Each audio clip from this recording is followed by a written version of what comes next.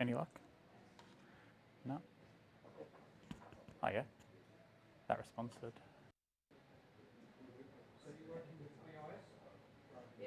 All good? All right.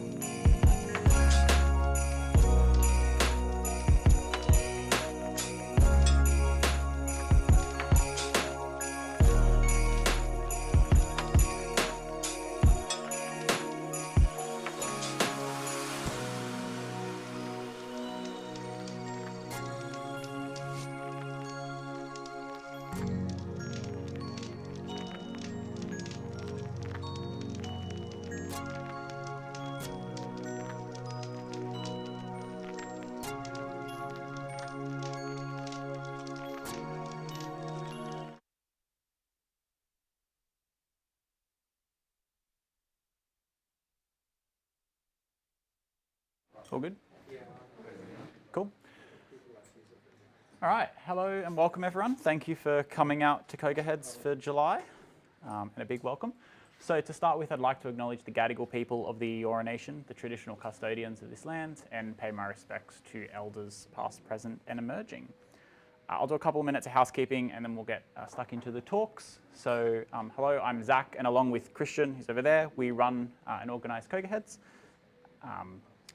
A reminder, as always, that we have a code of conduct governing this event, but also any online interactions kind of throughout the month. You can read the code of conduct in full on the website, but the idea is to be respectful, be inclusive, and be aware of all the fellow attendees. And if there's any issues or concerns related to this, please come and speak to Christian or myself.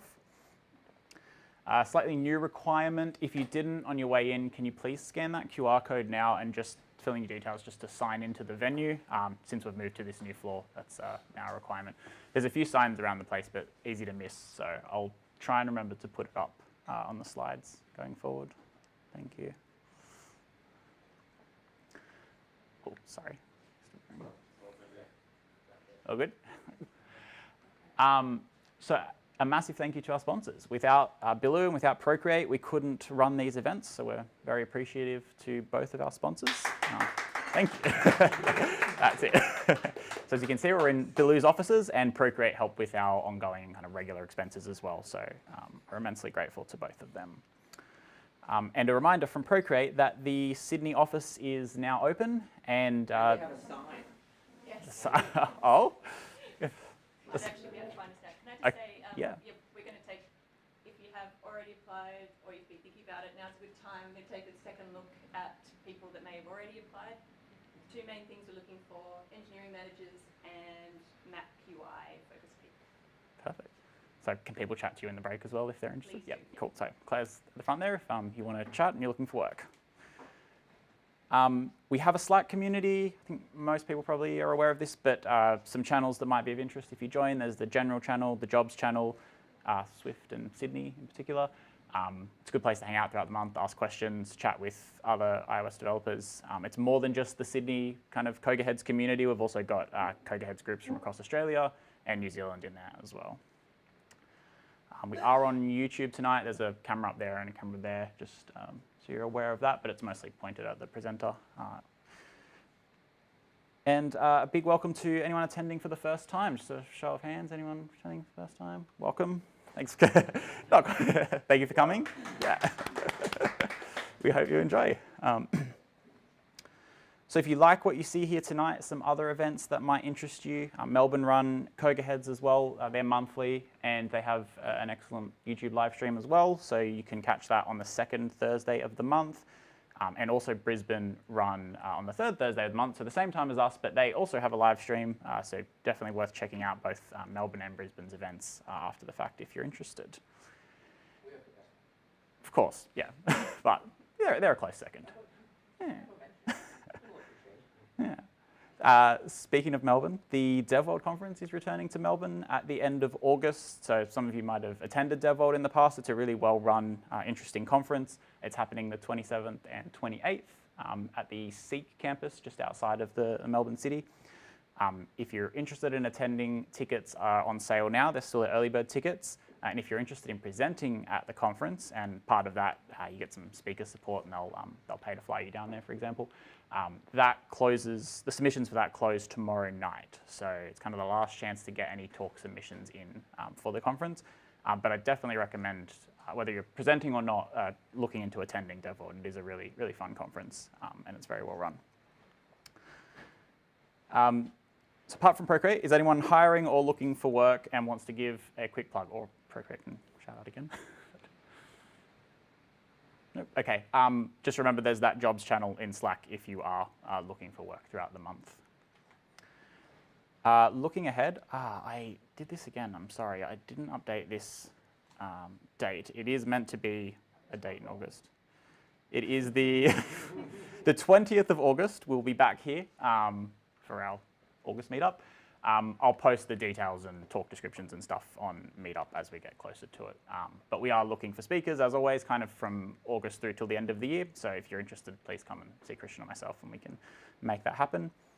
If you're not sure how to submit a talk, there's a few ways, and they're all good ways.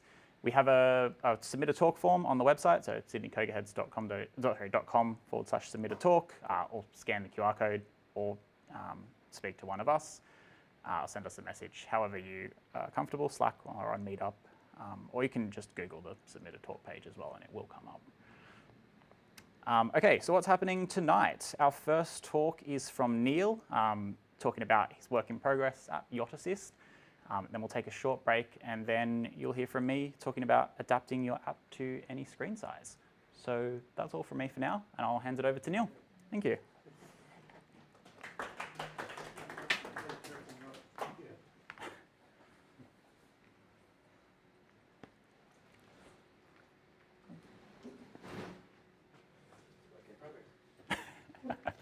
Right down to the last second. That's all right. No worries. Thank you. Now, let's see, this was a little bit iffy before. Should be okay. Is your mic? Yeah, that's the only thing. Press and hold 2 seconds. Yep, that's it. Perfect. That should be good. And then when you go full screen, it should. Okay, we've got a nothing. Is it? Aren't that looking promising? I think I put that over to. Did I move that to there? And then tell it I would like to. No, I think if you hit the play, it'll figure out. It'll go full screen on the TV. Yeah. Let's go back up to the top then. Not quite centered. I think it'll figure that out too. Okay.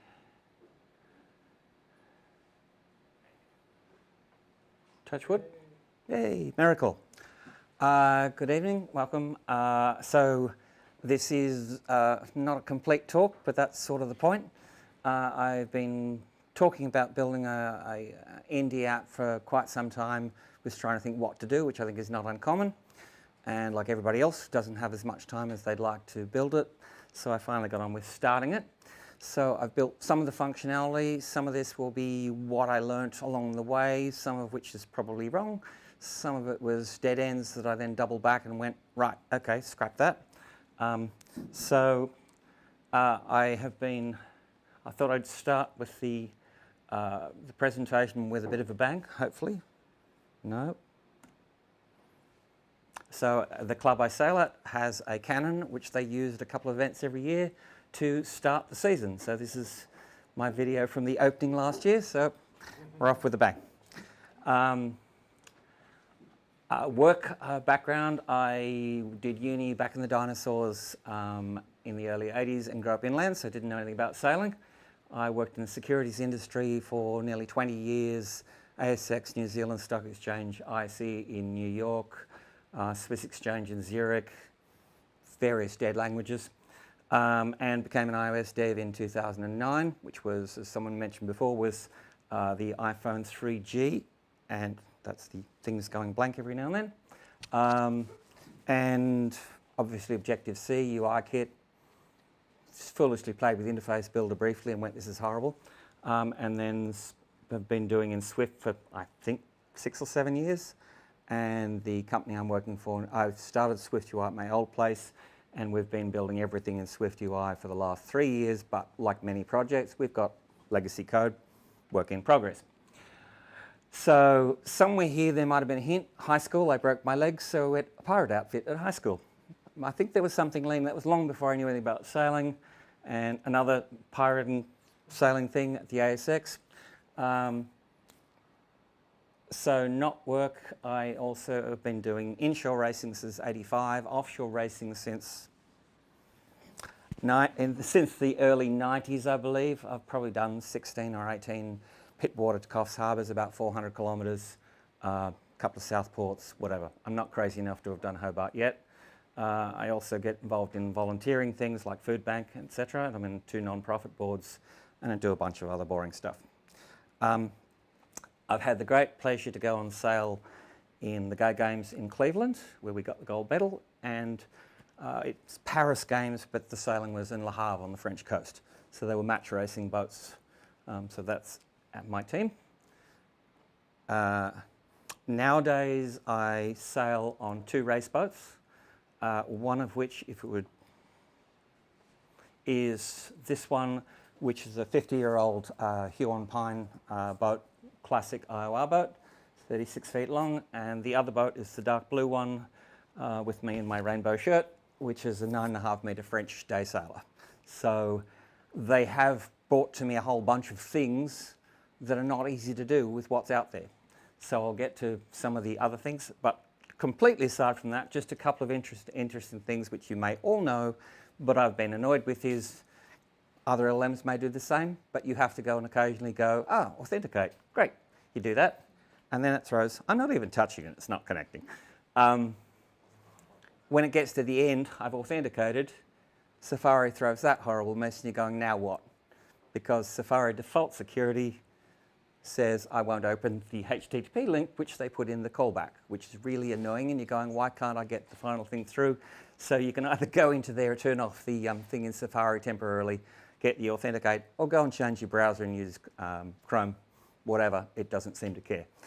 The other one I've just hit yesterday was a cryptic response of trying to get Claude to talk to Xcode MCP, and it just went socket failed, minus 32,000. Very helpful. Nothing helpful at all. So I poked around and eventually realized I just deleted Xcode 26.5, and the MCP tries to find the command in the folder of the one that's not there, and it doesn't tell you anything, it just throws that. So choose your Xcode select. So if you ever hit that one, just go and check, are you pointing to a dead Xcode version? Right, nothing to do with the works, just that these are things I've hit while doing other work. So one of the things I have to deal with, which most indie apps probably don't, is I'm going to have some stuff about telling you how to get from A to B.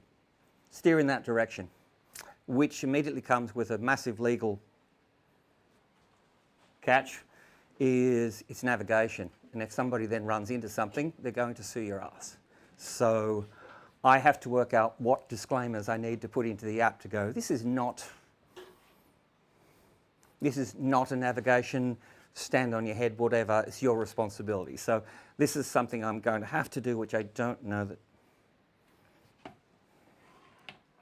that most indie apps do or don't. We'll see if that's any better. So I've just got to work out something there. There are a couple of really easy caveats. Is you can quite simply say, I have no idea about the seaworthiness of your boat. I don't know your sailing skills, whatever. So it's definitely going to be the 3 feet or 3 seconds. Your problem. But I have to work that out. So this is, for example, any marine navigation equipment, chart plotters, whatever, in boats. They all have this sort of run away, your problem, whatever. So that's something I've got to work out before I get past the test flight stage. That's a while away yet. There's also a bunch of standard things. If you're racing, the International Yacht Racing Union, if you're racing, has specific rules that says, for instance, it's your decision whether it's safe to race. No one else's, not the club, anything else. And there's also a very helpful one, which lots of yachties seem to forget, is there's a fair sailing rule. So there's supposed to be sportsmanship, and a lot of people get in trouble racing of not following that. If you're not racing, you're still subject to international collision regulations, which are formed decades ago. They're regularly reviewed about how to make sure that you don't actually run into another boat. So that's somehow got to be included in there. You could also have insurance constraints. If you've got racing insurance, your racing insurance might go, that's fine, but above this much wind, you can't leave the mooring or you're not insured. So not really my issue, but it still gets back to remind the people this is still your decision. Then there's a whole pile of other local laws, New South Wales laws, whatever. And you can have sailing instructions from the club you're racing that might have their own special rules. So lots of caveats, got to work through what the tier of those is going to be. If there's any flat earthers, there will be some problems. There's some bits in here that won't fit your model. Not my problem. I'm not going to try and compete with a pile of specific apps, which many of them have a lot of users and are very successful. So for instance, tide monitoring apps are out there with incredible detail. Wind forecasting apps, of which there's a pile, which is really good, great. Not going there. I'm not trying to do any predictions, just go with the things I know that are missing. I'm also not trying to taste with paddle boats or the Stream Pro end. They've already got incredibly expensive tools, specialists, support people, satellite data, you name it. Not my problem. So some of the basic functions that I see coming up on the 2 boats I race on, and I know other boats have exactly the same problem, is one, it's damn busy when you're coming up to a start sequence.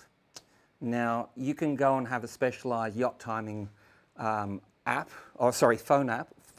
yacht timing watch, which you go and set and go, okay, our start time is going to be in 7 minutes and start. Or you can go and get dedicated apps that are out there. I've tried them, they're pretty awful on the whole. The watches are really easy to accidentally bump it and you've lost the sequence. It stopped the sequence and you have, shit, how much time have we got left? And it's fairly important for a race start. If you get a bad start, you're probably not going to do well. If it's on a phone app, nearly everyone I've seen just uses that it's in the app. So the phone locks and you have to grab your phone, unlock the phone, get into the app out of background and then see the information. And the skipper's going, how much time? How much time? How much time? Not really a great experience. So Zach gave a great talk about live activities and that was partly focused around his particular niche learning thing, which was to do with rugby. And it had a whole set of very useful information, but a set of that was tied to the specifics of the source data he cares about comes remotely. So while you might go, I need to start the live activity for a particular game, which is the scheduled fixture, I think they're called, you have your scheduling information is all set for the season. They might go, oh, now we're up to a quarter final, it's somewhere else, but they know when the game's going to be. And the person says, I want the information on this data, so you can do a subscription thing to your push service that says, I'm going to want this data, and then the push service on that side on your server has to go, I've got the data. Hey, someone got a try. push it out, and it arrives to the app as a source of data for the live activity. This is completely different. There's no external source. So the two very obvious things are to count down something, which is really good that you can literally just go, I've started it. I know when we're supposed to start. At the worst you're going to have is that the screen will have gone power saving mode. Tap it, live activity shows the current data. So that was a really obvious, good solution to do. In the very busy before start, some of the small boats like these, you might have 50 or 60 boats in one start lineup. That's a one person dinghy. There's the Etchells. There's about 400,000 of these globally, of just that class of boat. And they have no instruments at all. Nothing, not even a compass. Etchells, I think, have a deck compass, but they have no speed instrumentation, I think. And there are thousands and thousands of those. So there's a lot of boats out there who don't have any instruments, or they're not very convenient to use, which comes... If you know the race is starting at 12:30... You can, but and you're going, oh, I'm very close to the start line at only 12:25, you could use an instrument like that. Correct, you're allowed to use that, but you still got the fact that a lot of the watch things are quite easy to bump.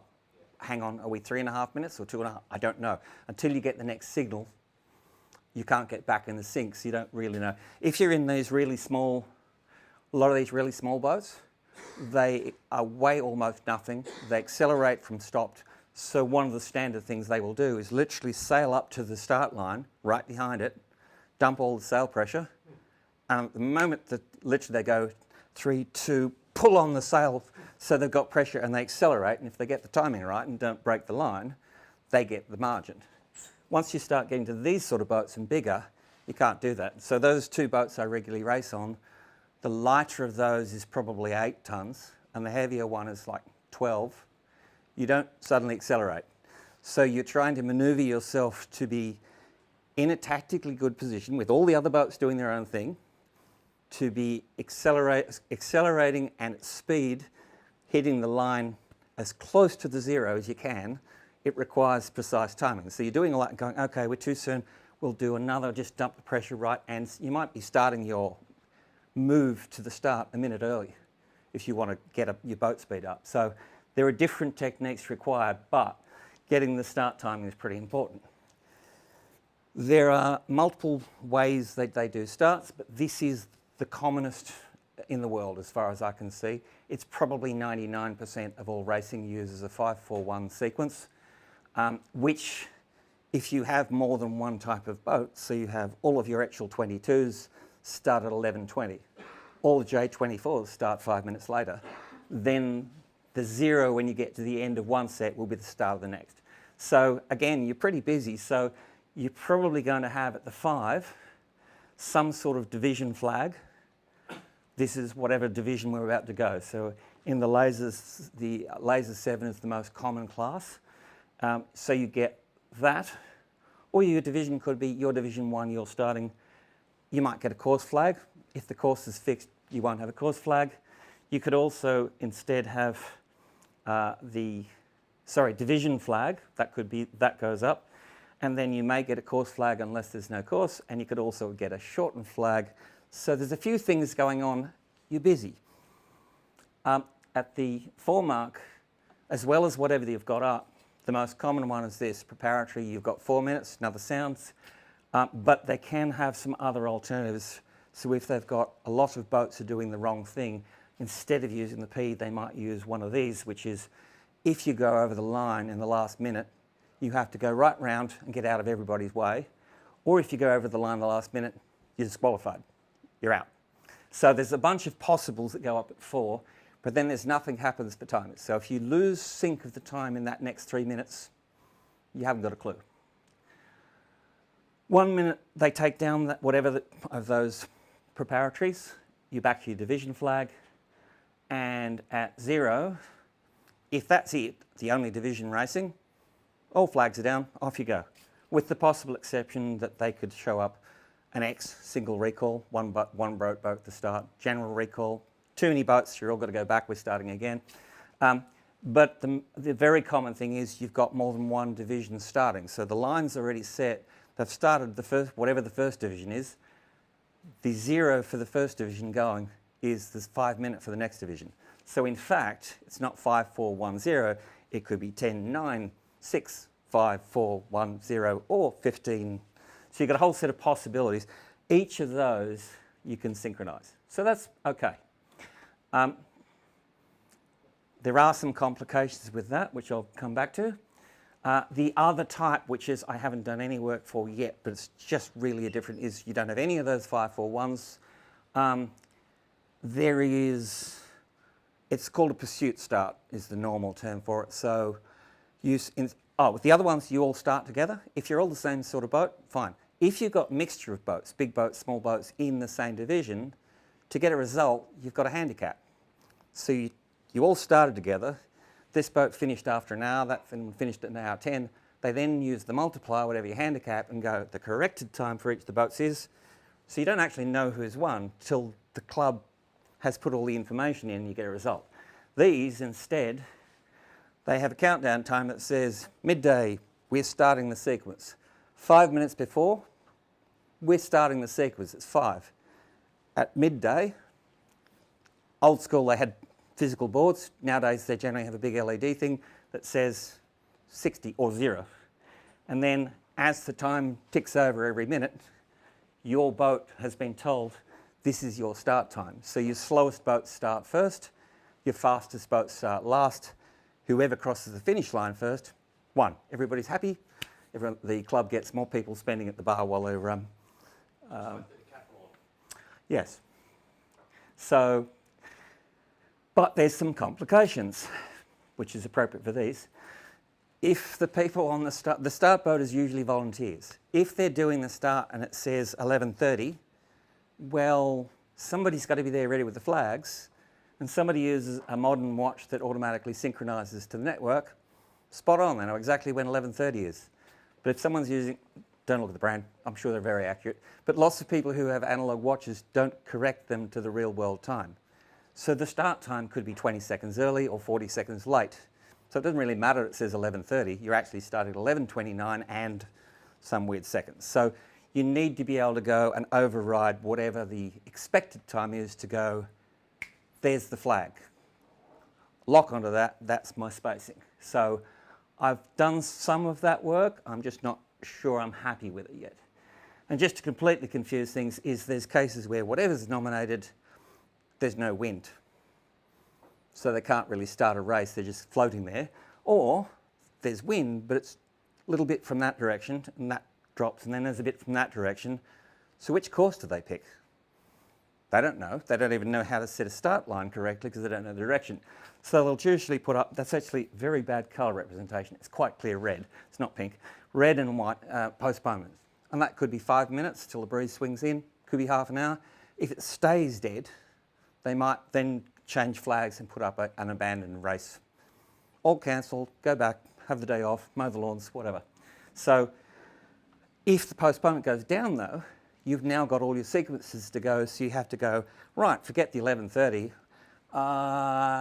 14 minutes, got it. So I'm working on how to work around that to nicely go, I'm actually starting the whole thing again. Forget whatever time we're expected to do. So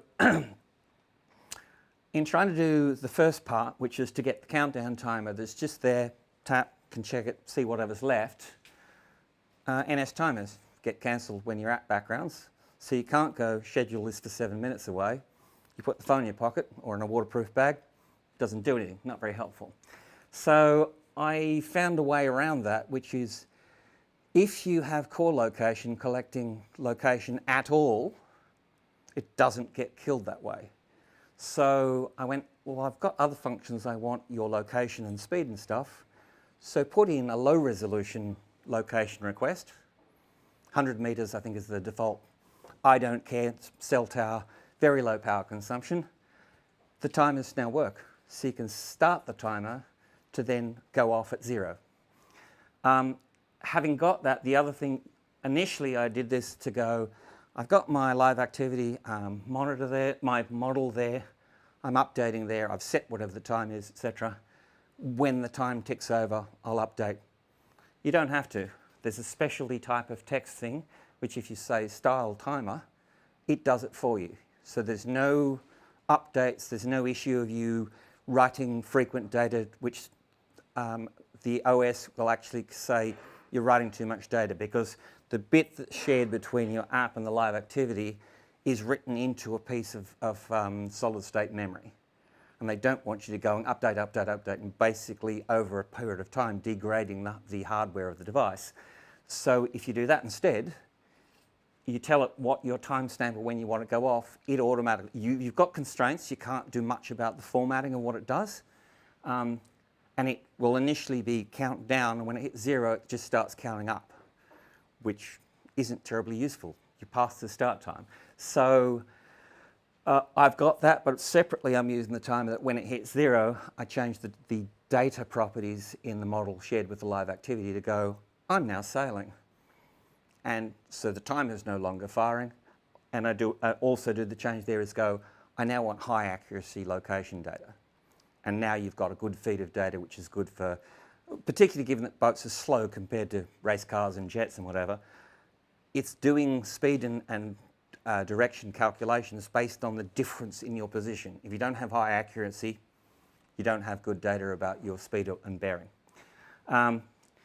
As noted by Zach, live activities have a pretty hard limit of about 8 hours. There are apparently some workarounds which he mentioned but haven't got into. Most yacht races that most people do are part of a day sail. So that's not really an issue. The only thing is, if you started the live activity way before to go, I know we're scheduled to start at 11:30, I'll kick it off now, you probably have to go, no, sorry, your time limit is 3 hours after you start.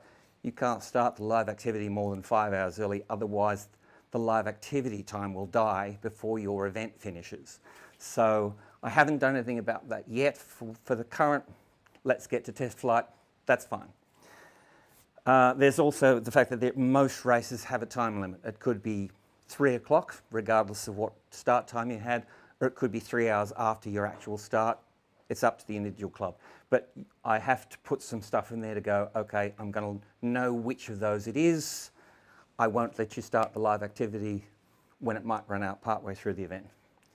And God help you if you actually have to do one of those. They're incredibly boring if you're up at time limit. So the other very basic function is course over ground, speed over ground. So it's not speed through the water. It has no idea if you're sitting in a tide that's flowing out or a river current, whatever. It's just working off core location GPS data.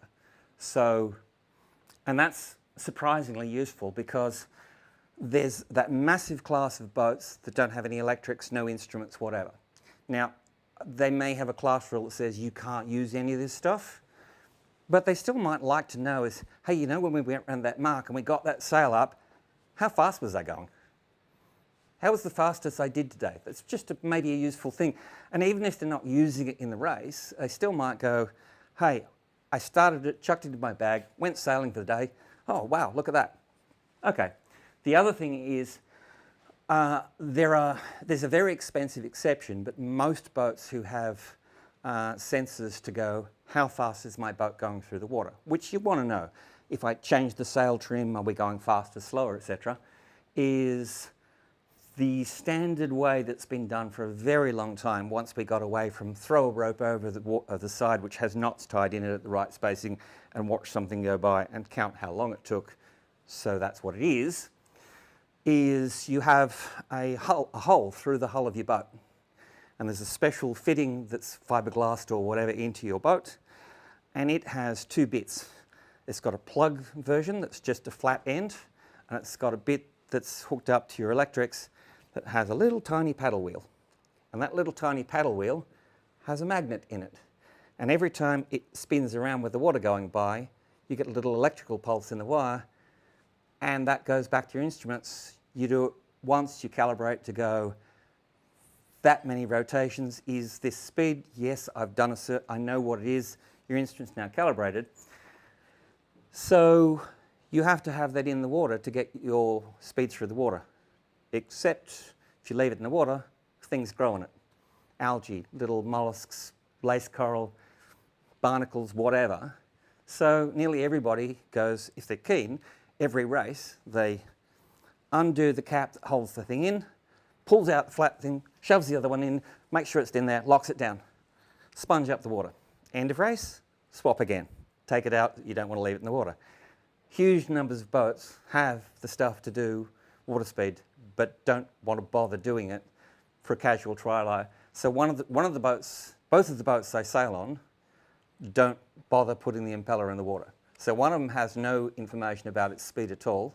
How fast are we going, Neil? How fast are we going? And the other one is purely relying on the fact it's got a satellite navigation thing. It's just core location, same thing, it's just got a chart plotter attached to it.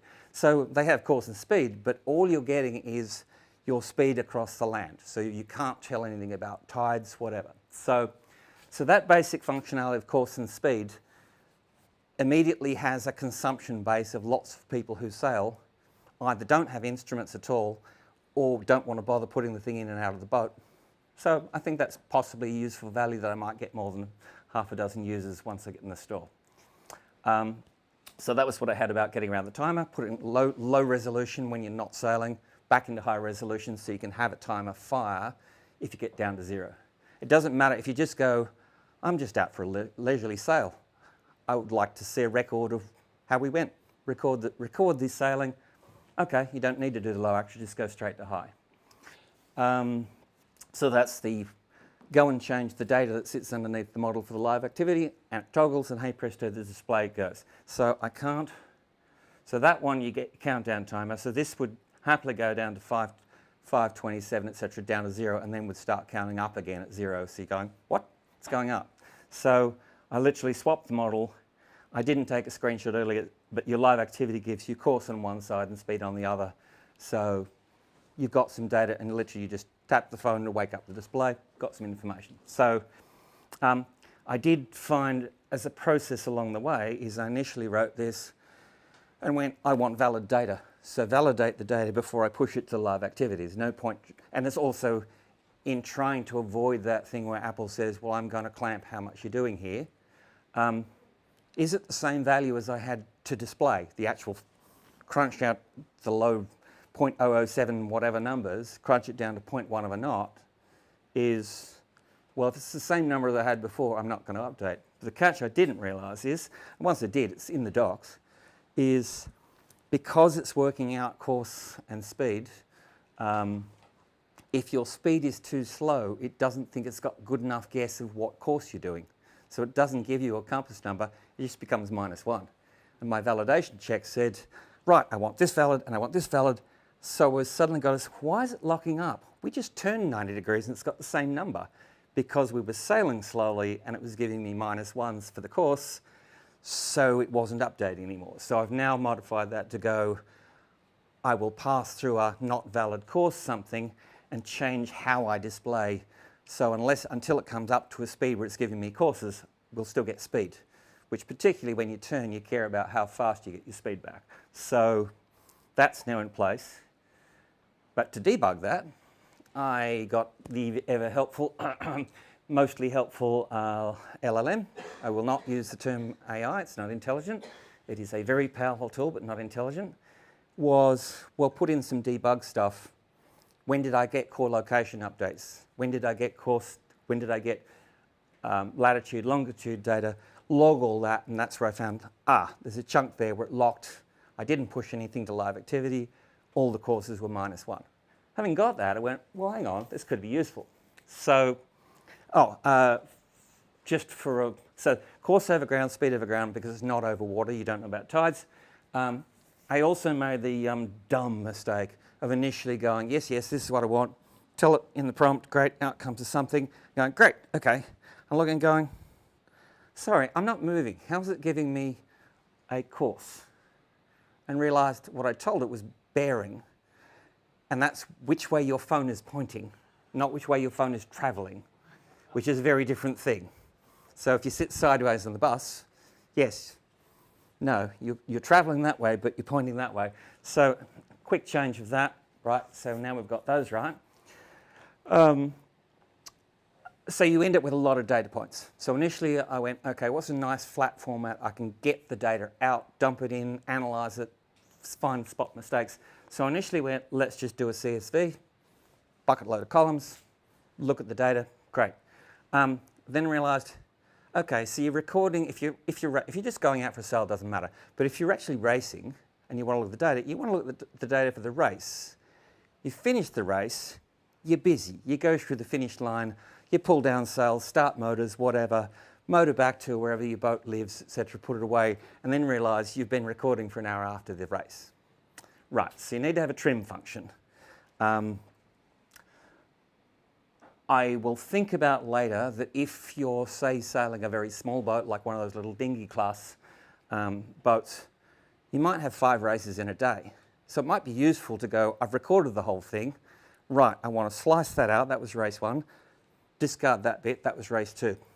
Later, definitely work in progress, not minimum viable.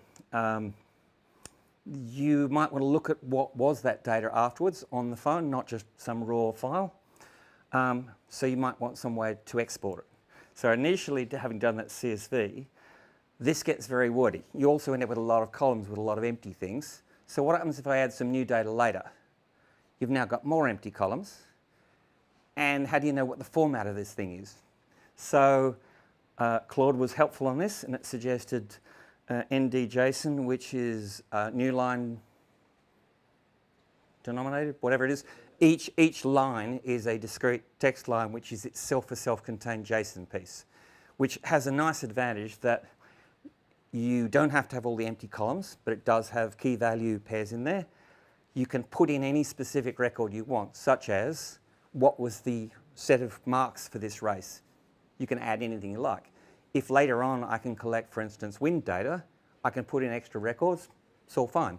Also, if you happen to crash the app, flat battery, whatever during the sale, doesn't matter. You've at least got a complete record. You don't end up with an incomplete, non-valid JSON file as your set of data. So that's a nice plus. That seems to be working pretty well. I've got some which I are preloading just for a little play around and edit and show people what they think. I think later, but I've got to figure out how to do it because I asked Claude and went, oh, sailing's really complicated. I don't know. To go, I've got a set of data. What were the high points? What was the performance along each of the legs as we sailed the course? What was our fastest speed? What angle did we turn through on each of those turns?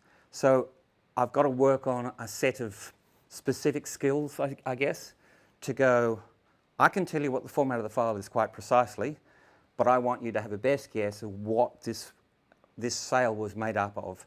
Turns upwind, turns downward. And obviously these things are going to accumulate, so you need some way to go, yeah, over that, delete it.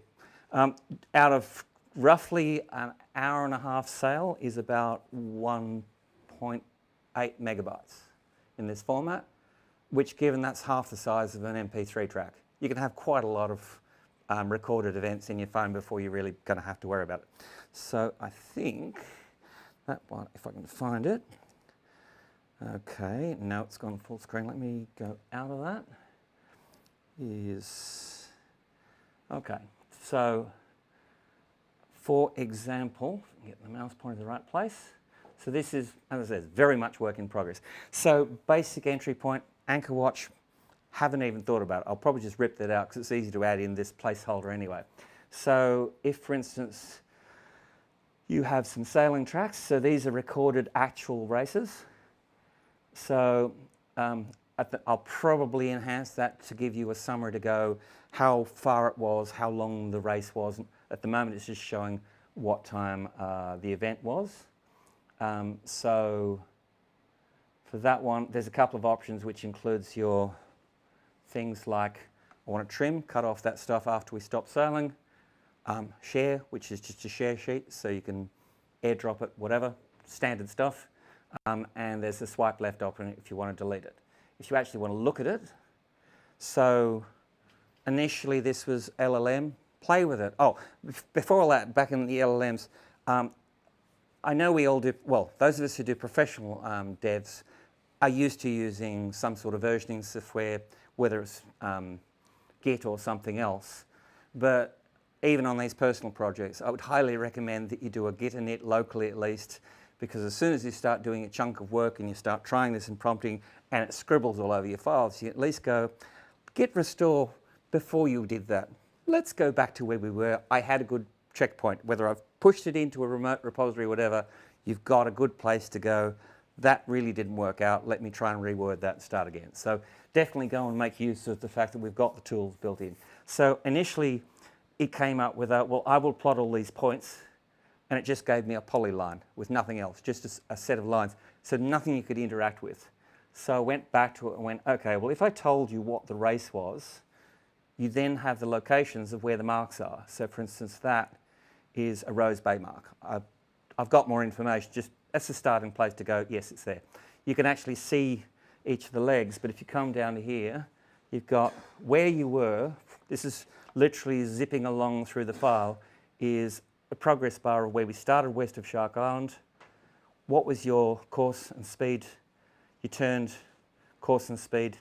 So you've got an easy way to go back and look, but the bit I think I can do better with maybe with a local foundation model, haven't got that far, is to recognise that this was a turn point because you did a hard turn. That's easy.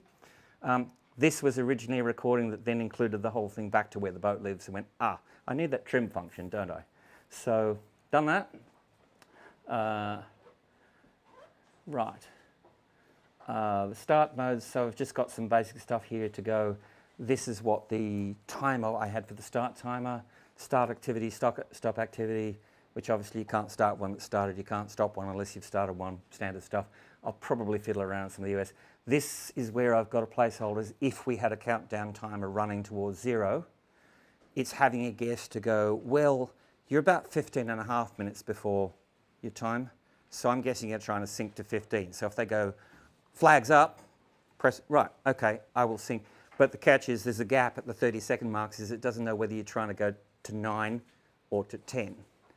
So I need to work out another alternative to go, okay, they're completely out. They're starting 2 minutes off sequence. This is our real time. I'll figure that one out. Definitely work in progress. So come back to that, and that was full screen. If I'm going way too long, whatever. Oh, okay. Didn't that long? You have a natural time limit. So the other bits is course planning. This is one I don't think there's anything that I've seen that has this type of functionality. It is very standard that you've got a known set of courses. So you'll have a course that suits, because in general sailing, if you're doing really small boats, they will try and do upwind, downwind. Always they will try to start you upwind. It's much easier to get the timing right. It's much safer. So they will normally go, okay, we've got a set of alternative courses. It's a northeast breeze. Here's the set of marks for northeast for your division. Here's what we do for a westerly. So all of that's preordained, and it's usually in sailing instructions. So can we go from the sailing instructions into a set of alternatives that you know what series you're in, what division you're in, what race, what dates the races are, and what course that they've decided it's northeast. No, the wind swung around, it's west. We're doing west course.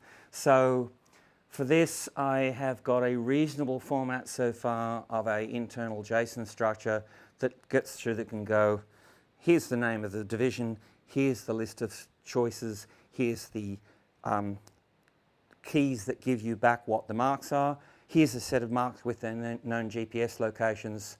Okay, it's course blah. Here's the set of marks. So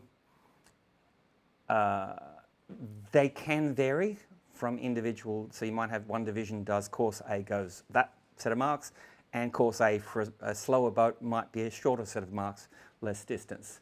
I haven't considered this yet, but I think, so that assumes that you've got a JSON that has all the data about your possible races. I think I will probably have to, but I don't think it's going to be the test flight version, to go, I'm doing an ad hoc race with some other club. I don't have their data, or they haven't published it in the format that the app could use. So you can go, okay, yes, I can see all the marks that we need to use for this.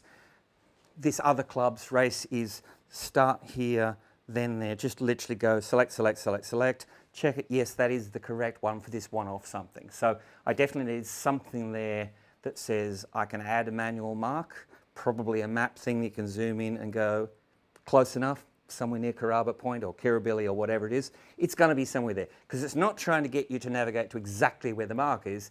It's trying to tell you it's that direction and it's too far that you probably can't see it and there's things in the road, but that's the direction you should be going. And the next one is over that way. It's not trying to go steer 17 degrees to this thing, which again, you'd be back in that navigation nightmare. If I do that, then it's probably useful that you want to be able to share the thing you've created, so you know somebody else doing the same race and they shouldn't have to do the same thing. So what's a mark? That is a standard one set by Australian Sailing, who are a national body. All the big clubs pay them lots of money, and for that they maintain, so there's a big concrete block sitting on the bottom, hunk of chain, and a float sits there. They don't move very much, other than if there's some, well, two reasons they move. One is that occasionally they have to pull them up and make sure that all that chain's not corroding, and when they put it back down, it might be 50 metres different from where it was last season. The other one is idiots. I mean, powerboat people who run over them. So we've had 2 of these types of marks in the eastern Sydney harbour that had to be, we've got a course update because that mark's not there at the moment because a powerboat ran over it and it doesn't float when it's been put through a big propeller. So they've had to send out 2-3 weeks later, they've put through and they put the mark back in. So they do occasionally move.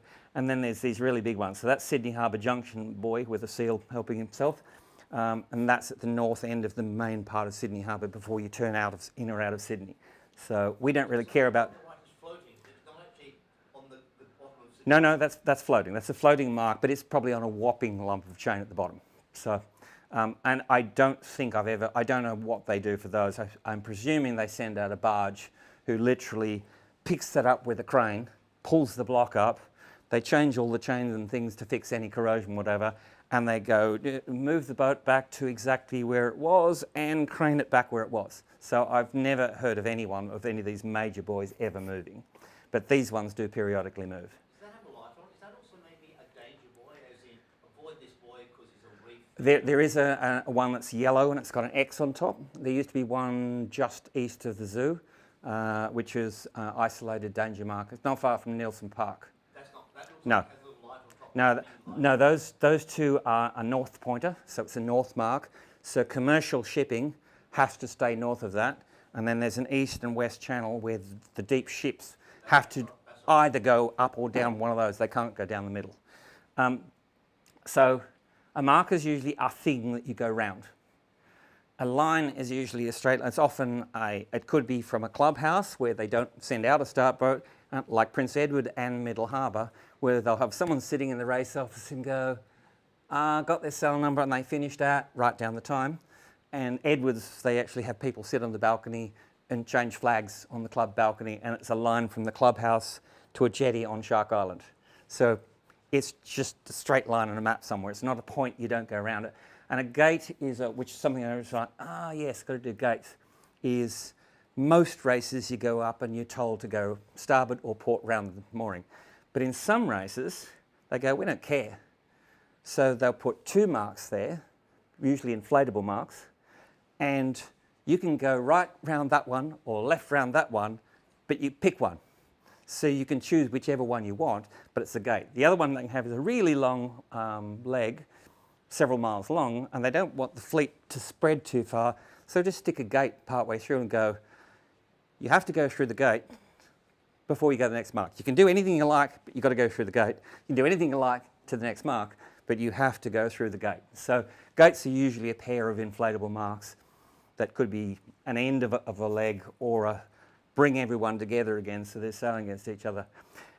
There's a few other things around there. So for instance, that's a reef, and that's Sow and Pigs. So Watson's Bay is probably there somewhere. That's naval land. So there's a set of danger markers. So there's a north, south, east and west. The red and black one is the reef is right here. This is the danger point. Fishing boats often go in there and just drop their anchors because lots of fish like reefs. But yachts really shouldn't, because we draw too much, we run into things. So there is in fact a infamous boat who did 2 Sydney Hobart starts, who hit that reef leaving Sydney Harbour, did a lot of damage, forced out of the race, and the next year hit the reef again. Like, you'd think somebody on board in the second year is like, do you remember last year? And they actually, I think the second time they hit it so hard, the keel cracked the hull and they had to sail to one of the eastern beaches and beach it before the boat sank.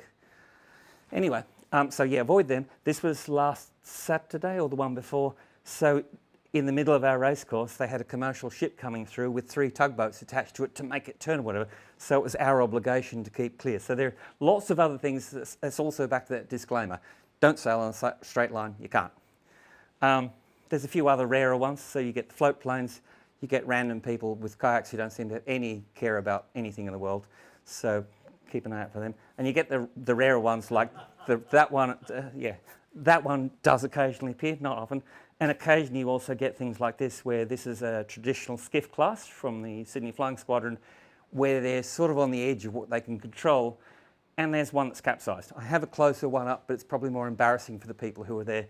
And these things, when they capsize, you can't get them back up. You actually have to tow them to land to get the water out and then sail off the beach. So you do have a lot of other things to watch out for. So how you get the mark information varies. So this is from one club. They've given their abbreviations and some lats and longs. Fantastic. But lots of clubs don't. So this is a Swift UI preview where I've plugged in all of the information about the marks I know in the Eastern Harbour and just go, show me all the maps and the short form.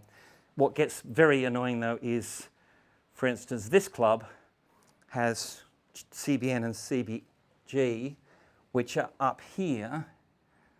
What they call CBN, we call CB, Chowder Bay North, and GH, George's Head, which is the nearest point. So you can have the same location, but different club use different abbreviations. Anyway, another way you might just get something like this, which is sort of indicative, but it doesn't really tell you where anything is. So not quite so useful. So that's part of the problem you're going to have if I'm going to make this available for any club to go, we've got the format, we can do a JSON file, and there's our club stuff, is somebody's got to do some work to get useful information. Sailing instructions about all those things in the series, they're usually PDFs. Obviously, some of them are going to be in foreign languages. I've had a go at going, great, I've got a few manually built into the app. Right, can you read this, with what you've got, etc.? And it, sure, read the PDFs and produced utter gibberish. The file was valid, but what it actually understood was completely unrelated to the structure of what the series and divisions were, so not very useful. So I've got to work on some LLM scripts to simplify, assist, whatever, but it's still probably going to have to be all manually vetted by each club who does one. They may have race dates when the races are planned. At the moment, I've just got an inbuilt one which has all of those things in there. For the moment, for this stage, I'm just going to manually do maybe LLM to go, here's the stuff the club I'm sailing at. We've got about 300 boats and 800 members, of which, I don't know, a third race. So I'm hoping that there'll be enough of those who go, sure, I'll take the free app, give some feedback. Don't know. But at least that'll give me some stuff, and that way the information about the Sydney Amateurs data will be enough to get me some feedback about what have I really done wrong. Flat earthers, sorry. So I said I'm not going to compete with the tide apps, but it would sort of be useful to know. So that the catch is that as the moon goes round, it drags the water around with it, so you get 2 tides a day. And you get different height of tides is the moon alignment crossways to the sun or in line with the sun, which changes the height of the tides. That's not really the fun bit. The problem is it varies a lot. So Sydney is typically under 2 metres. You can see it's a reasonably big bay with a reasonably big entrance. If you're out in the open ocean where there's nothing to constrict it, it's about half a metre of tide per day, bigger in the spring tides, etc. But that's sort of much. But once you get in from there, so for instance, if you go to Port Stephens, so in this one in Sydney, same date, so we're talking 3 a.m, but you don't have to go very far before you start going, hang on, different time. And if you're actually further west, away from where there's an entrance in or out of the channel, it could be 20, 30 minutes delayed. So having the accurate stuff there is useful to know. Places like Darwin, you're talking 8 metres regularly, occasionally maybe 10 metres. That would be the same as the west coast of Ireland and the east coast of Canada. 10, 12, 14 metre tides every 6 hours. So the flow is massively important to know about. So sort of would be good to have. Whereas Melbourne is a huge bay, but a tiny entrance. So the tidal variation is tiny. You're only talking half a metre or a metre. If you're near the entrance, the water flowing in and out at the rip is huge. But for the rest of the bay, it doesn't really vary much. So how important tides is really depends on where you sail. And there's places like this. Huge numbers of people sail on inland lakes. So there's no tide. Unless they've got a direct channel to the ocean, it doesn't really do anything. So I've got to look at those. Part of the problem is there are other apps who already do this quite well. If you're going to do it, you need a really good API source. There is a possibility that you could make each club put the total data for each race into there, but I don't think they're likely to do that. So the real likelihood is later I'll figure out how to do that. Sorry to the flat earthers again. So the Earth spins every day. What the Earth spins around is the true poles. And in the North Pole, that sort of points at Polaris. We haven't actually got a star that lines up with the south one. But the catch is inside the Earth there's a big blob of magma and iron ore, which is magnetic, and like any liquid, it's not spinning it exactly. So it moves, and the rate it spins and the orientation. So the magnetic poles move. And so where you are depends on, so if you say it's this direction to true north, the North Pole, the correct course to steer using a compass is different depending on where you are. And so it could go east or west, magnetic deviation or declination. And I don't know if they've ever lined up in human history. It varies a lot with location. If you're anywhere close to the magnetic poles, it shifts really quickly, like 1 degree every 3, 4, 5 years. If you're somewhere else, like we are a fair way away, it's actually like 12 or 15 years. So you've got data, but you do have to make sure you keep updating it. So you've got to then know, is it east or west is the correction between true, which is what GPS uses, and magnetic is what you look at a compass and go steer to that. So round 1, Sydney's 12.83 east. Stick it in. It's in code. Easy. Next easiest option is go and put an app setting that you're sailing in Sydney, put in 12.8. If it becomes 13.2, update the number. It's X years, so it's not too hard. You could put it that the race club knows where they're racing, so they could just put in, we're in Toronto, here's the number. There's possibility there's an API to get this, but I haven't actually found one. You can go and use web tools, but they're probably using private APIs, and you wouldn't want thousands and thousands or hundreds of thousands of people hitting it. You might get in trouble or have to pay a lot of money. There is a data model called the World Magnetic Model. It's been implemented in different languages. I have found one that's in pure Swift, but it has a whole set of known data that goes into a matrix of logic to go, okay, here's the known points and here's how we calculate what it should be. They're only considered accurate for about every 4 years. So you've got to have a mechanism to update that table, and the only example I've found has data that's the last 4 years, it's at least 3 years out of date. So that's probably the right answer, but I need to find a good source of what's the table that you include into it. Nicely, you might have it that you can download the table, but if you're only changing the model every 4 years, you're going to be doing updates, no big deal. So if you're using core location and you do headings, which way the phone's pointing, it's magnetic. If you're doing course over ground, the direction the phone's travelling, it's true. So they know how to do it inside the core location frameworks, and they don't expose it. You can't ask, if there's a private A, nobody knows what it is. So you don't have an easy way to do this using anything that's built into the frameworks. So that's a work in progress. Given that even fast places 4 years at a time, I can get going with a manually enter it, initially build that. So that'll do. Accessibility, there's some really obvious easy hit ones, dynamic text, light and dark mode. check for the contrast. Voiceover, I'm not quite sure. There are definitely some blind or severe impairment, but not sure how many of them sail. There are definitely disability boats for people getting out sailing, so I don't know what value they get out of it, so I'll think about that, but it's probably not very hard to add, it just may not get used, so that's fine. I've been talking in knots and whatever, so most of the sailing world uses nautical measurements, which is based on nautical miles, which is similar to a conventional imperial mile, but it's not. So if you put a line around the not flat Earth, and you go 1 degree this way, it's sort of 60-ish miles. It's not. That 1 degree around the equator is a nautical mile. So it's out by, I don't know, 12% or something. Most countries do everything in metric, speed, distances, almost all printed charts are nautical.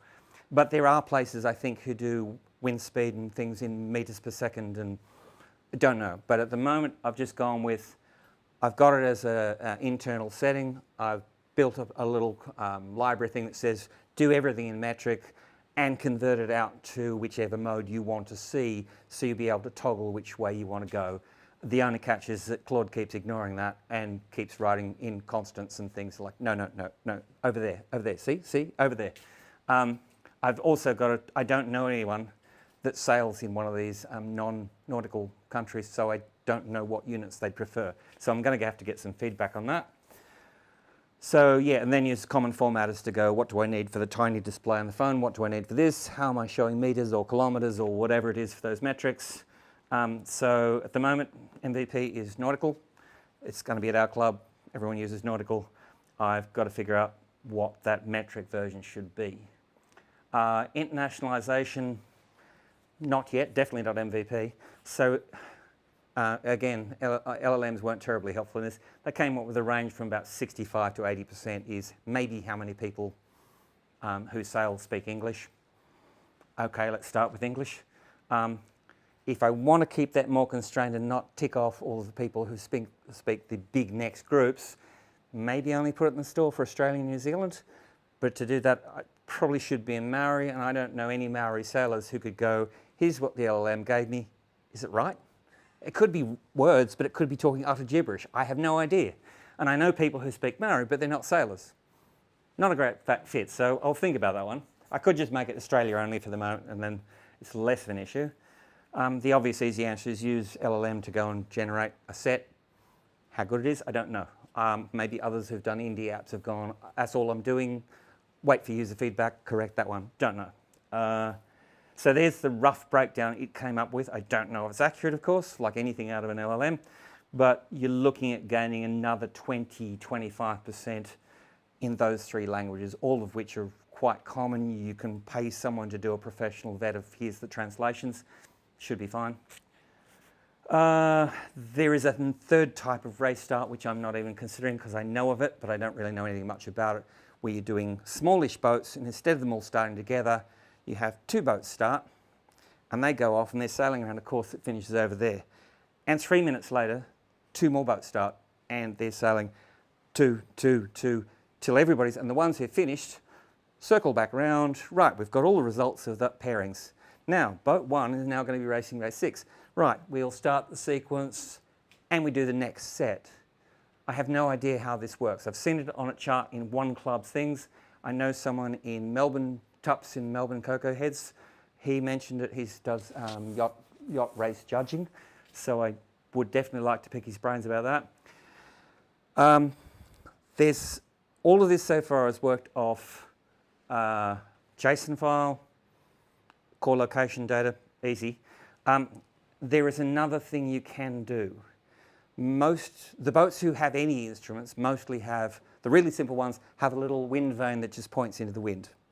And that's it. If they're a bit up the scale, they will have instruments, which that bit that turns gives you the angle that the wind is hitting your boat. A little, I've forgotten what it's called. Anemometer? Anemometer. Yeah, that as it spins, and it gives you the apparent wind. Great, okay, so you've got that instrument. That's good, but unless you can then tie that to how the boat's moving, you can't figure out what the true wind is. So if you're traveling with the wind, it's going to give completely different numbers.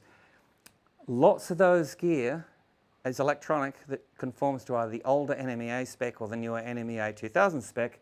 You can get a little out-of-the-box ship chandlery bit of gear for about $400. There may be cheaper ones that plugs into the bus, gives you a local Wi-Fi hotspot. You can now get all that data that's coming out of every instrument that's connected. So now you can get the wind stuff. You can record that. Very useful to go, we were doing 6 knots, but the wind was 75. That's not a very good ratio. So you can do better stuff about what you log and what you can show. But there's also, I didn't get time to get an image for this.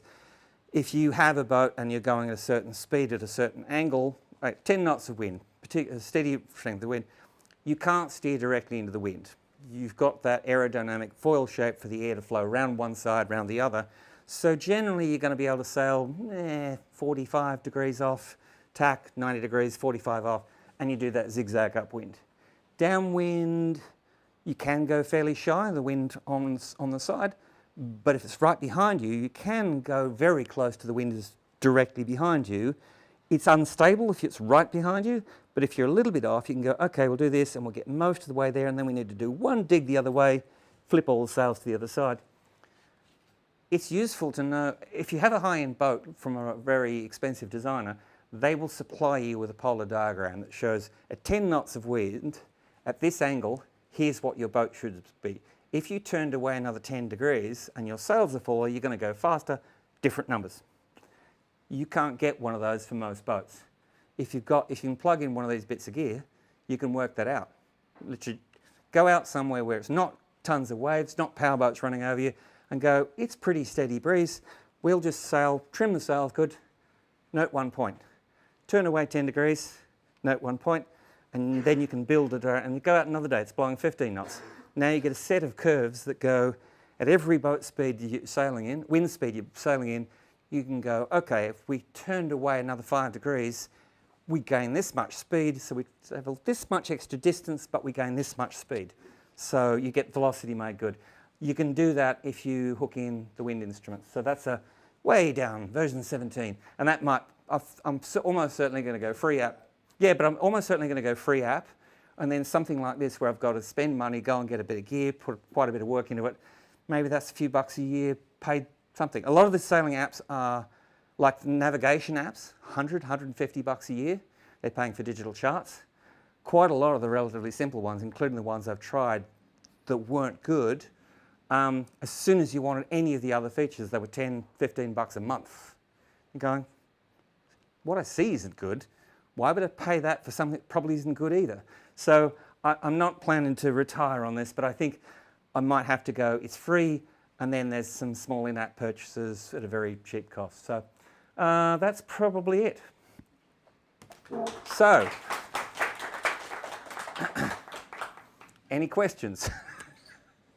So as I said, work in progress, lots of stuff I found, lots of things I don't know yet, lots to do before I'm even ready for test flight, but getting there. You're a sailing person? I am. Excellent. You've got thoughts? Excellent. Not a question, but about the translations, I will say, while not perfect, it's better than having nothing if you're using LLM translations, and people will love to correct you. So as long as you're like... Have an open support email or something. And they're not rude about it, they're just happy Oh, to you've write. got the wrong word for this, or... And the thing to remember is that even if they're horrible, people can always turn that app, like that specific app, back to English. So, you know, your phone might be in French, but your implementation's horrible, turn it back to English. Really haven't lost anything by doing it. And it might be better than nothing. And my experience, overwhelmingly positive, even giving the strings to, you know, native speakers or whatever, you might have, you know, 250 strings, you get five that There we go. not major changes either. So Yeah. I think, it's worth trying. Okay, cool. Thank you. It's essentially free. And on Zach, I asked the other day about, because one of the things I probably want to go is I need to go up a hierarchy to go, I need one of these race files per club. So I don't want to be doing that. There's 3,000 clubs, 10% of them used it, would be astonishingly good. But that'd be more than one update a day. Well, because they usually go, here's the year's one, and then we've got a correction at this point, or there's a special regatta this weekend. So I've got to figure out, so it was blank. I've forgotten, you told me the other day. The Yeah, Cloudflare have a service which for just hosting basically static content. So, and the other thing is maybe some of the clubs might, because then you've still got a manager getting it there, is maybe for some of the clubs you go, look, I'm going to give you the format, you put it on your website, and I'll just put the URL for your website, so anybody using it at your club doesn't have to go and get it from there, and you can update it as often as you like. Not my problem, as long as they go. And a lot of those are going to be whatever name their nicknames is, the Alfreds or the Flying Squadron or whatever. Nearly all of them are going to have some sort of web address. Ignore all the headers and trailers. They're going to have a web address. That's a pretty good key. And then you can go, nickname is this, full name is this, whatever. So I think that might be a good way to go. And certainly while I'm talking one club and maybe Sydney clubs to start with, who may or may not be interested. We'll see. All right, another round of applause for Neil. Thank you. We'll take a 5-minute break. I think there's a few slices of pizza left. If you need to use the toilet, it's just back where you came from through the elevators and just the end of the corridor. We'll see you back in 5. No idea that I was well over time. Oh, no, it was very interesting.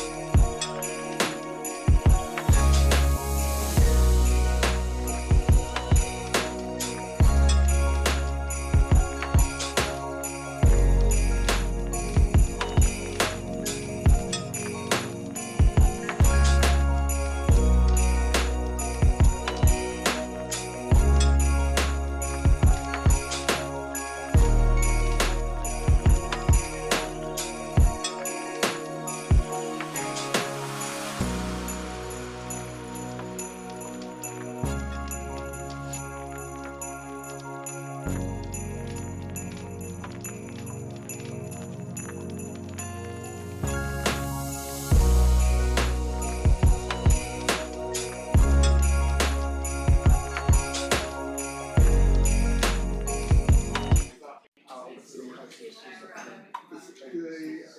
have an optimum. Velocity not good? Yeah. Velocity not good. Yeah. That's so powerful. Correct. You can only calculate the BMG if you know your wind limits. But you can still measure it. Even without, yes, you even can. without accurate wind. At what speed are you making in the direction of the star? Correct. We don't have one. We don't have one. I'm sorry. Not anymore. They took away. Well, that's the other argument. Casually, and he races and he says, "Oh, you have He's to." arguing that in these settings, do you want you can use also ground speed of the brain instead. Go, I'm going to show you BMG to the next mark, and maybe the auto roll over.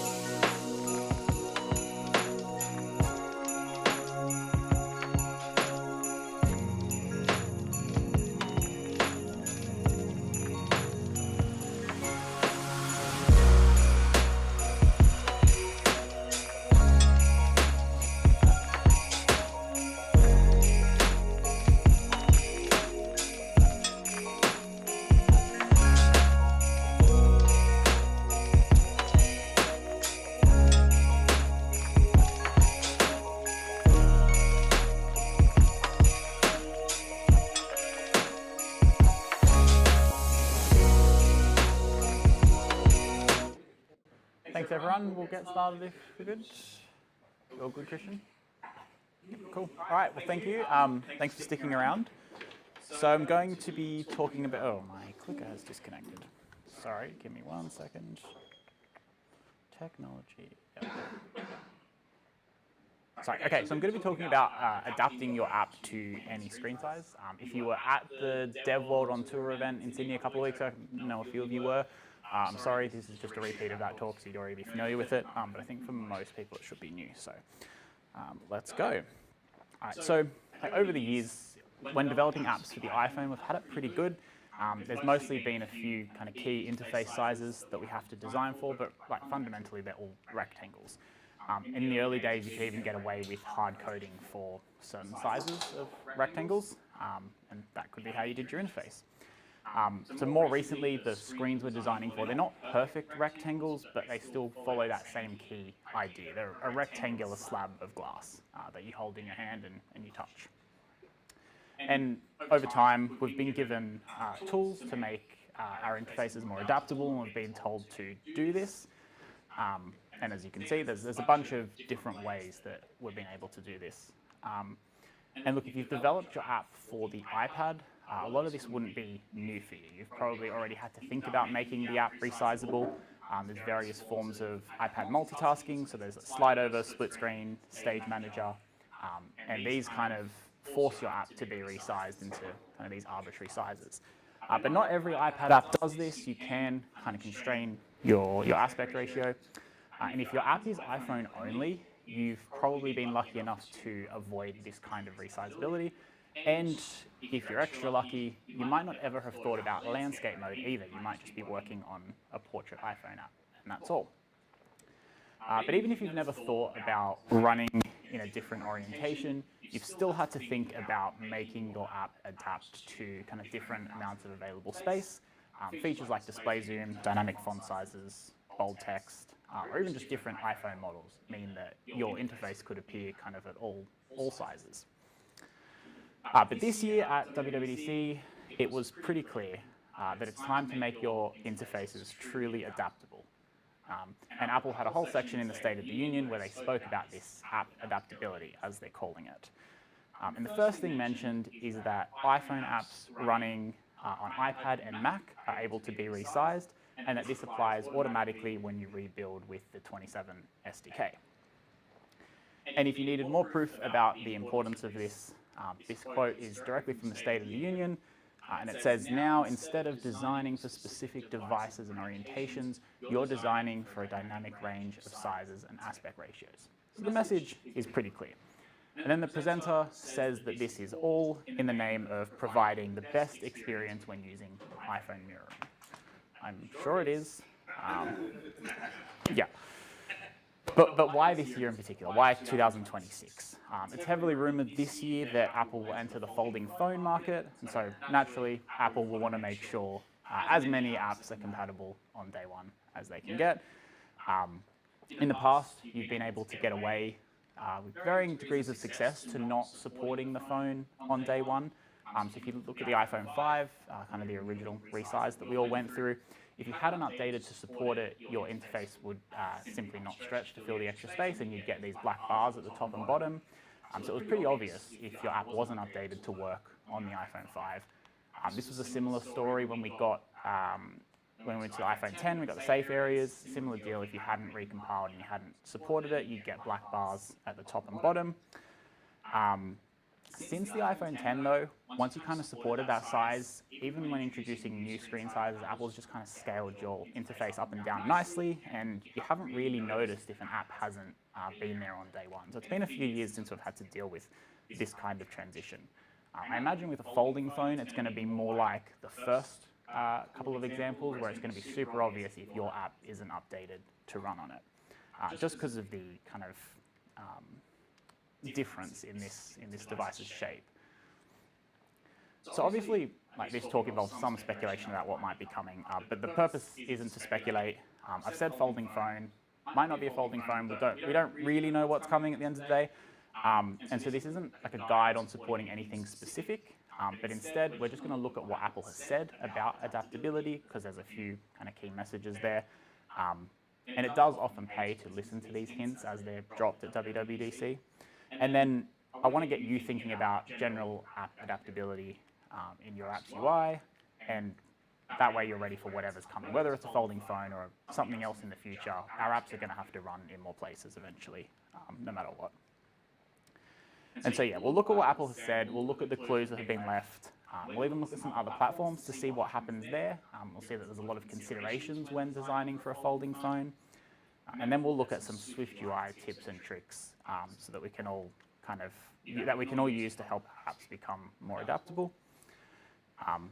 And yeah, like I said, anything that you do to improve app adaptability now will benefit your existing users as well, regardless of what happens in September. Maybe your iPhone app will run in landscape for the first time. Maybe your iPad multitasking experience will get better. The benefits will start kind of today. Yeah. So let's look at what changed around iOS 27 that might be some good hints that indicate Apple is taking this more seriously. There was this very comprehensive article on Mac Rumors that was talking about the apps Apple is making available in landscape on the iPhone for the first time. So these are all apps that have been portrait only on the iPhone until now, even though they've been landscape on the iPad, of course. There's a lot of support for this new split column layout design. And the idea here is that when you've got kind of a typical tab bar in an iPhone app, you can move those tab options to the leading side of the display, and you get all this nice horizontal space to work with, and there's still plenty of room for your content on the trailing side. And our apps can do this too. There's new APIs for this. We'll talk about that in a little bit. This one's interesting. So live activities now display in landscape mode. A little bit weird, but I imagine this is probably, it was emphasized enough that I imagine this has some importance for a possible new device. And then there's this extra large widget style now available on iOS 27 for the first time. I think this size has been available on the iPad and maybe on the Mac for a while, but it's new on iOS for the first time. And it's a little bit weird when you run a widget kind of full screen on the iPhone. Like at this point, you might as well launch the app. But when you consider it taking up maybe 1/2 of a much larger screen, like it might on a folding phone, it starts to make a little bit more sense. There's also the things that Apple didn't say, So pretty quickly after the first beta dropped, there was a bunch of strings found in the iOS 27 code referring to things like fold state, mechanical angle degrees, and angle degrees, and even a property talking about the number of displays that the current device has. And so current iPhones, they don't fold, they don't have a hinge, and don't have multiple built-in displays. So I don't know, maybe someone was having fun, but I think there's a message here. And so before we get into the specifics of exactly how we can make sure we're ready with our apps for this new form factor, I thought we might be able to find some inspiration. And so Craig let me borrow his bus, and I just drove, ending up in a pretty unlikely place. Yeah, that's Android Studio. So Android has been dealing with this, these folding phones for a while now. And on Android, it's really interesting, orientation is effectively dead. And this was a bit of a theme of WWDC as well. And so the way that it works there is you can effectively, you can lock orientation in apps that fit the old kind of phone portrait model, but that's about it. So as soon as you get wider, it might be 600 points or something like that. Once you're wider than 600 points, your orientation locks don't apply, and your app just kind of has to adapt. So that applies to foldables and also tablets. It makes a lot of sense. And as of this year's Android release, you can't opt out of this anymore. There used to be a flag that let you do that. The only exception now is games, which again makes a lot of sense. And so I've got this app, I've spoken about it before.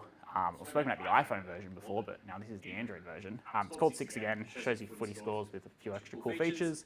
And I've recently ported it to Android. And so this is what it looks like. Here it's running on a Galaxy 10 Pro Fold. So this is a folding phone, but this is the outside screen of the phone. And I'm using this one as an example. So this is how it looks in landscape mode, pretty standard stuff. It's not the best kind of layout, but that's not the point. Just kind of trying to show you the app so you get familiar. When the phone is open, so the folding phone is open, it looks like this. And then when the folding phone is open and rotated, it looks like this. And there's a few things to note there. So the first is that on the main kind of outside screen, the app just looks like a standard iPhone app. Like a standard phone app. It's running very normally, and it looks like what you might expect on kind of any ordinary sized phone. Then you notice when we open to the phone, it looks a lot like it's running on a tablet, not a phone, even though we are technically on a phone. And then the third thing is when the device is open and rotated, this layer is effectively identical to the version when it wasn't rotated. And it kind of, when you're using this, it kind of really puts the concept of portrait and landscapes in our app to bed. It doesn't really make a lot of sense to think about our interfaces as whether they're in the portrait layout or the landscape layout. And it's for good reason. Like if you look at just the size of this, the width and the height, if you will, are more or less the same. It's kind of a square. Even though one edge is technically longer, but it wouldn't make sense to make different interface decisions based on one edge being slightly longer. And so if I made no changes to the app and just kind of built and run the phone version, it would look like this. It's just a blown up phone app. This is a lot like how things work when you build and run your iPhone app on an iPad for the first time. And I expect that this is probably how things will look on an eventual Apple foldable if you just build and run your iPhone version. And some apps choose to do exactly this. They put no extra work in for a folding phone or for a tablet app for that matter. And this is fine. It's a choice you can make, and it's fine. Heaps of apps run like this, and users use them. In 6 again, I've inset the content just a little bit, essentially setting a max content width. So it's a pretty similar technique that a lot of iPad apps use to avoid looking too blown up. In this case, it was just because I thought that it's difficult to read when the content's that wide and you've got one cell kind of spreading the whole width. So I think insetting a little bit, like you might find on kind of a news website or something when you've got a wall of text, it just makes things a lot easier to see. And look, I'm not saying this to say that it's the best folding app ever. Actually, I haven't really done much to adapt to it, as you can see. But this, again, is a perfectly valid technique that many apps do use. They inset they set a max width, essentially, and that's all they do to support the folding phone. Some apps, like this is the Google Photos app, they add a sidebar for easy navigation and then let the content expand and fill the rest of the horizontal space. This is a lot like using that new sidebar style that we saw in iOS. Other apps choose to do a split down the middle, and this is a perfect split where you've got your kind of navigation and your selection on the leading side and your content on the trailing side. But consider that just because your app is on screen doesn't mean that it has access to the whole screen on a foldable. So this is our app running side by side with another app. Users can choose to pick and choose which they show here. And just because you're running doesn't even mean you get half the screen. You might be collapsed down into this really super narrow portion of the screen, and that's another state that you have to design for. Much like iPad multitasking, if you've worked with that. Now this is where it gets interesting. So when the phone is open, like unfolded, and rotated, instead of being split vertically, we get this horizontal split. And so you end up with this really wide but short window. This is really tricky to design for. And the reason the screenshot changed, the reason I changed which screen I was showing here is because the outer screen looked absolutely horrible in this orientation. It's really bad. I have a lot of work to do. Now Android 17 introduced last month, added support for this app bubbles feature. And these are cool, but what they let you do is pin an app so that it's easily accessible kind of around the edges of your phone. And when you tap it, it just kind of expands over the top of whatever the main app is behind it, and it takes up this kind of rectangular space. And worth noting here, you don't even get any edge-to-edge. Like it's not edge-to-edge vertically, it's not edge-to-edge horizontally, kind of inset and just presented on the screen. So yet another possible state we have to design for. And then there's this thing called tabletop mode or flex mode, depending on your device manufacturer. So you might have an app that looks like this when it's in normal mode, that then switches to this when somebody chooses to stand their phone up on a desk or something. You can have your main content on the big screen that's facing the user, and then your controls or something less important on the bottom, available but not really easily accessible. And look, do I think this is exactly what Apple is going to do with the folding phone? No, I don't. I'm sure there'll be some interesting and unique things from Apple with their folding phone, but will some things be similar? Yeah, I absolutely think they will be. But what I really hope from that section is that you can see just how many different ways the apps can be laid out on this type of device, and it kind of breaks the model that we've thought about for an iPhone app where you open it, it takes up the full screen, you close it again, and that's the experience. And so, yeah, if you take one thing away, let it be that any assumptions you've made about how your app will be presented, they should probably go out the window. And I think of it a little bit like how we now have to design app icons that look good with any level of tinting. We now have to design apps that look good at any screen size and screen kind of layout. And so what can we do? There are some things we can do to modernize our code base and get it ready.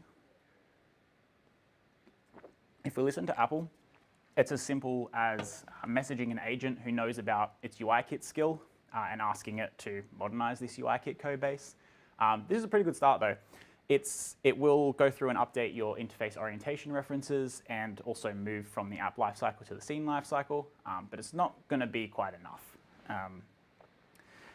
There was a really good session at WWDC this year called Modernize Your UIKit App, and I think the title of that talk did it a disservice. So based on the title alone, if you're exclusively working with SwiftUI, like some of us would be, you might have thought to give it a miss, but it's actually got lots of important information regardless of how you're building your apps.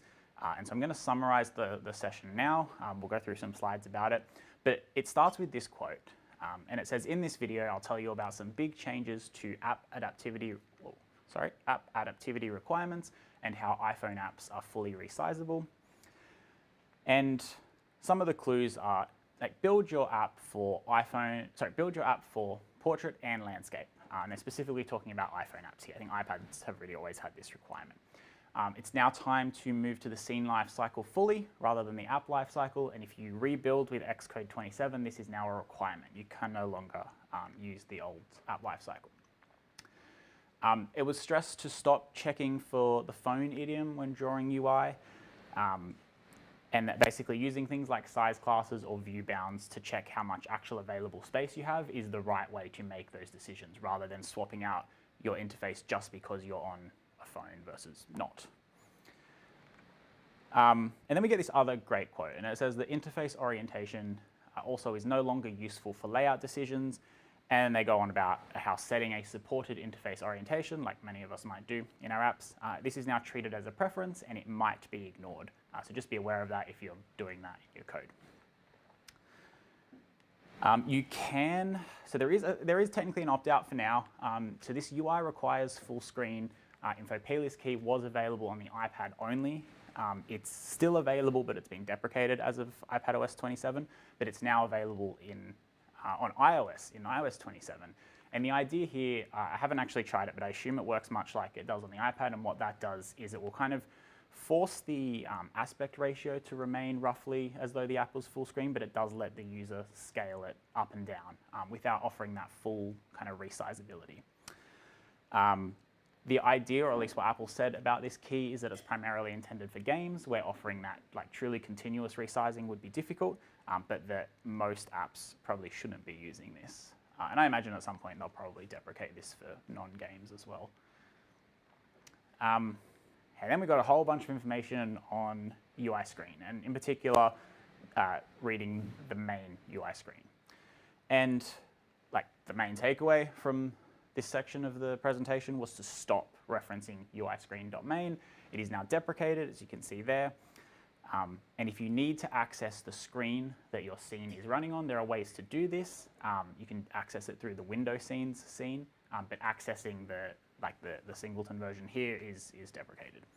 And the reason given for all of this is that any reference to the main screen won't necessarily correlate with the screen that your app is running on, and that your app won't necessarily have access to the whole screen that it's running on. And if you look at those Android examples from before, it starts to make a lot of sense. And there are some other suggestions from this part of the talk. So getting information about the screen's display scale should be done through the trait collection rather than the UI screen, and to use view bounds rather than screen size to check available size. So yeah, while it is pretty UIKit specific, I don't think I have worked on a Swift UI app that doesn't call into the main screen for something at some point. So it's definitely worth being aware of no matter what kind of app you're working on. Okay, so let's look at some practical code examples. So these are some things that we can do in our apps to kind of get a start on improving our app's adaptability.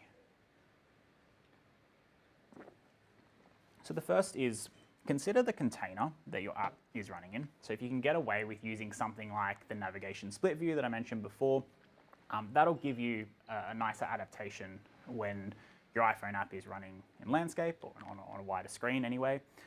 So this video shows just a standard navigation split view running in portrait on an iPhone. But when we rotate it, you can see how it adapts nicely. It gets the sidebar. You can expand and collapse the sidebar, and your content is on the trailing side. Worth noting that it only gets this nice effect on like the larger sized iPhones. We're talking the Max or the Plus sized phones. And that's because it's adapting to the size class of the device it's running on.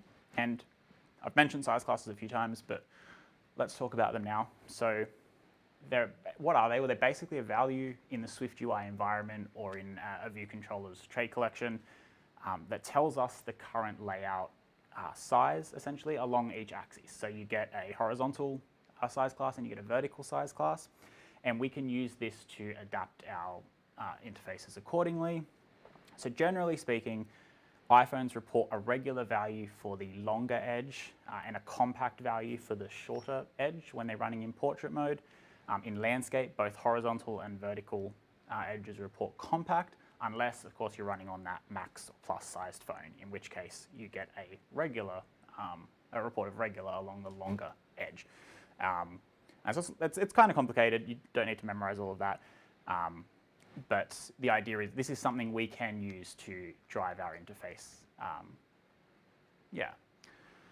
So a good example of when size classes might be useful is to switch between, say, a tab view and a navigation split view, depending on how much horizontal space we have. So in this example, we're saying if we're in a compact size, so kind of we don't have much horizontal width, we'll stick with the tab view. Otherwise, we'll use that navigation split view that we saw, and that'll give us the nice sidebar. It was pointed out to me when I did the talk at DevWorld that there is a new style you can apply to a tab view. It's a sidebar adaptable tab view style, I think, and that's supposed to do this automatically. When I tried it with Beta 2, I couldn't get it working, but that is supposed to work. So be aware, this is just an example. It's something you could do, but there's probably a better way to actually give us the split between a tab view and a navigation split view. But the end result, regardless of how you do it, will look something like this, where when we have a lot of horizontal space, we get that nice split view, and when we don't, we collapse into a tab view. But I did want to talk about switching things out based on size classes, because this is an important detail. There's a bit of a gotcha when we do something like this. So take this pretty simple example. We're just saying we're switching our views depending on the size class. The problem is that any state that's owned by either the sidebar or the detail view there will actually get reset when we flick between modes. And remember, our app doesn't get a say over when we switch our size classes. The user could grab that kind of drag rehandle thing at any time and choose to flick it around. And so if we're doing this, we need to be aware of that, and we should have a way to either hold on to our state or rebuild it pretty quickly when we have that drag. If that sidebar adaptable tab view style ends up working, you won't actually have to worry about that because it's technically all the same view. But until then, you'll need to be aware of it. But there is another solution. So if you just want to change between like an H stack and a V stack, depending on what's going on, instead of using H stack and V stack directly, you can access kind of the H stack layout and the V stack layout. And these are important because they conform to the layout protocol. And you're actually able to switch out a layout container based on whatever parameter you choose, and it keeps the like the identity of the child views inside of that. So that is another way to get around having that state reset, because this, like when SwiftUI draws this, it's not actually fully redrawing, or it's not resetting the identifiers of those children. And this will work with custom layouts too. So if you've got custom layouts, you can swap them in instead of the H stack layout and the V stack layout and get this kind of nice transition. This way you also get animations because the views IDs don't reset as well. So there's lots of advantages to doing it this way. And if you do have a lot of code that's switching on size classes, it's definitely worth being aware of. The next tip, really simple, but I would suggest making extensive uses of scroll views. So I would argue there's almost no screen in your app that doesn't belong in a scroll view, or that at least shouldn't be scrollable under the right circumstances. And so take this screen. This is a really simple error message screen. I've padded the text here so for dramatic effect. But yeah, take that. Let's say we crank up the font size. It suddenly goes off the screen and it needs to scroll. And so if we had always just wrapped this content unavailable view in a scroll view, we'd get this essentially for free. And it means we don't even really have to think about it when we're building this. We know that some people are going to run our apps at different font sizes or with bold text or whatever. And we just kind of automatically adapt to support that if our default is to wrap things in a scroll view. Of course, not everyone likes the effect of having a little bit of an overscroll, like a rubber banding effect. So you can set the scroll bounce behavior to based on size, and this kind of intelligently won't scroll the scroll view at all if there's nothing to scroll, but otherwise we'll just make it behave like a regular scroll view. So that's a handy one to know about. There are these adaptive containers, and so the way that these work is instead of specifying like fixed sizes for everything in your layout, you're setting a guideline about how we want things in our UI to be laid out. So in this case, we're saying we want a grid of items, we're giving them a minimum width, and we're basically saying as long as it conforms, like as long as there's enough room for the minimum width, we don't really care how many are laid out. And so then the advantage of that is it scales perfectly as the display resizes. So I'm using the new preview resizable feature in Xcode 27, but you can see here how when the display was narrow, we have a single column for our UI, and as it gets wider and there's enough room, it automatically adapts to multi-column layout, and that's pretty cool. And there's not really much code required to do this, even if you have a typical list or lazy VStack that you're using. There are these new toolbar button adaptability features that we can use in iOS 27, and it effectively lets us choose which toolbar items to prioritize. So it's pretty common that you might have a bunch of items in the the top trailing corner of your app, but not all of them deserve equal priority because not all of them are always going to fit. So in this case, we're assigning priority to a couple of the buttons, and we're saying everything else belongs in an overflow menu. But our ultimate, like the highest priority, is being given to the share button. So to see what this means in action, we've got the 4 buttons up there. One of them is an overflow menu. When it gets really narrow, we've moved our, I think it was the export. Yeah, we've moved the export button into the, sorry, anyway, one of them has moved into the menu, and the others are given that priority. And so again, this leans into the whole being able to resize windows to almost any arbitrary size. We need a way to handle that, and we've been given the APIs in 27. Now, if you don't need to worry about the control that, say, switching on something like a size class gives you, you can use this handy view that fits modifier. And so the way that this works is we basically are telling the system to use the first view if it fits, and if it doesn't, fall back to any kind of subsequent views until we get one that fits. And so when the display is wide enough to fit our button, like in the top there, you can see the Add to Favorites button has enough room, we'll show the whole thing. We show the title and we show the image. And then in our containers where we have less room, and you can see the container by the grey background there, we don't have enough room in either of those other two to fit the Add to Favorites text, so we fall back to just the icon. And this is if we don't really know the container our UI is going to be presented in, this can be a good way to handle that situation as well. And so another thing we can do is use content margins. And so content margins are the right way to say, inset the content but not the scroll view. And so this is obviously the Android app, but let's say we wanted to achieve a similar effect in our iOS app. You might be tempted to do it like this, where you apply some padding to the scroll view. But the problem with this is that it actually insets the whole scroll view, and you end up with not being able to scroll on the leading and trailing sides of the content there, which is a little bit jarring as a user. But you also inset the scroll indicator as well, and that just visually looks jarring. So I wouldn't recommend it. I'd recommend using something like content margins instead.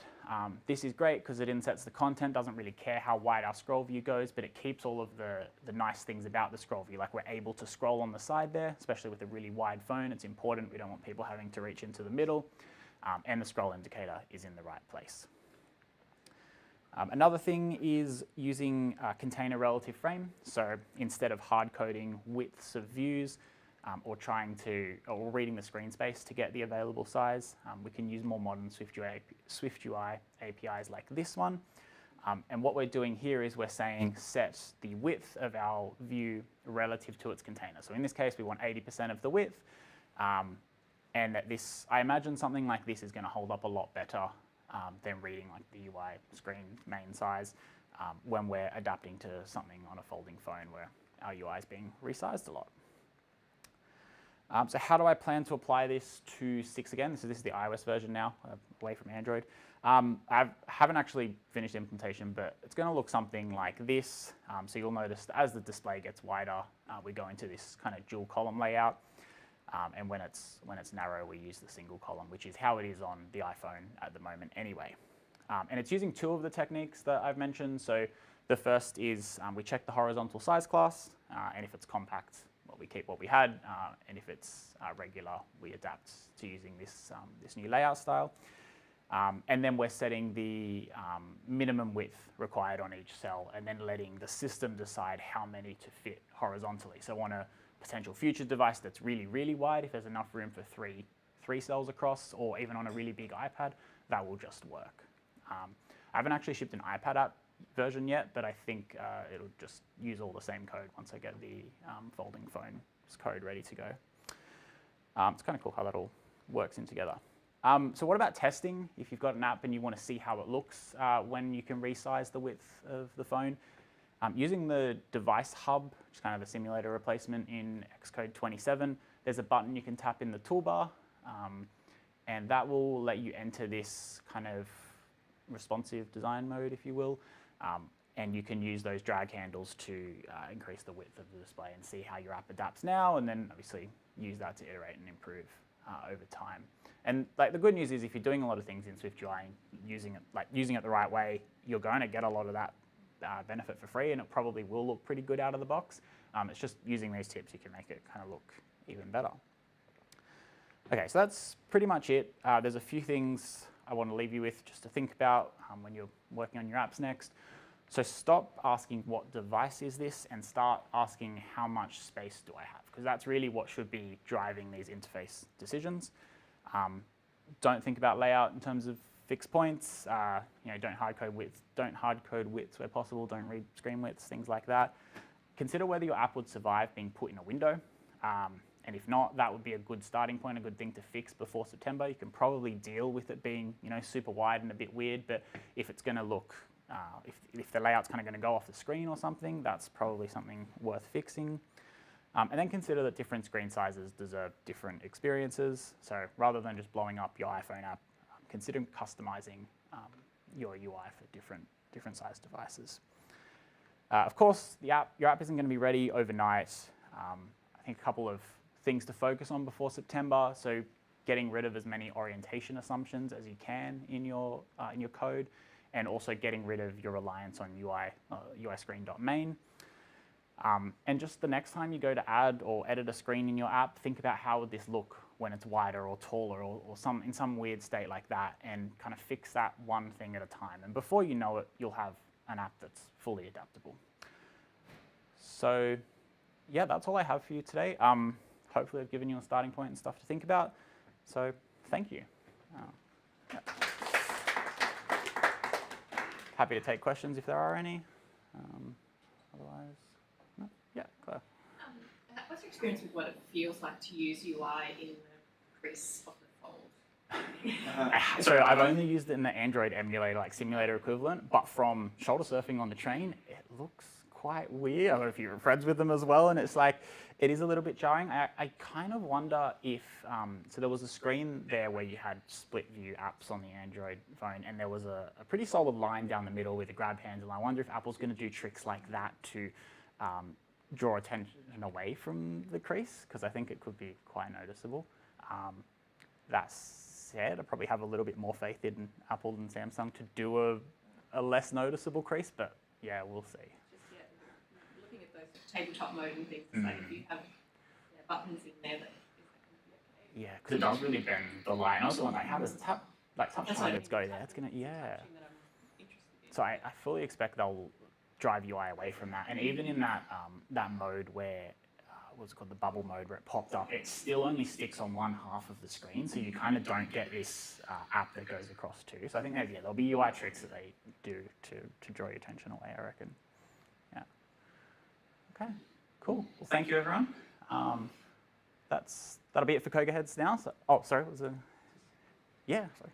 Can we access the talk somehow? Yeah, the slides, absolutely. Come and see it. I'll send you an email. Or are you in the Slack?